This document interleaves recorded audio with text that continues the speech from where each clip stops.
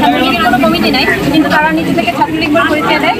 এরকম কিছু গোষ্ঠী লাঠিসোঁটা, লাঠি, রড হাতে নিয়ে এসে আমাদের পুলিশ প্রশাসন এবং ভার্সিটি প্রশাসনের সামনে আমাদের উপরে এসে অতর্কতে আক্রমণ করে, এবং আমরা তখন ছিলাম আমাদের সাধারণ শিক্ষার্থীদের মানে যাচ্ছিভাবে আর কি তুমি কে বাঙালি বাঙালি এই স্লোগান দিয়ে তারা হচ্ছে আবার মানে ক্যাম্পাসের সামনে জড়ো হয়েছিল।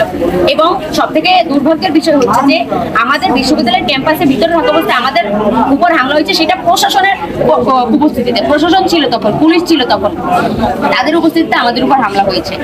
এবং এরপর ঘটনার পর তারপর হচ্ছে আমাদেরকে আমরা এখানে ট্রিটমেন্ট নিতে আসি সহায়তায় অ্যাম্বুলেন্সে করে। এই হচ্ছে লাস্ট আপডেট। এটা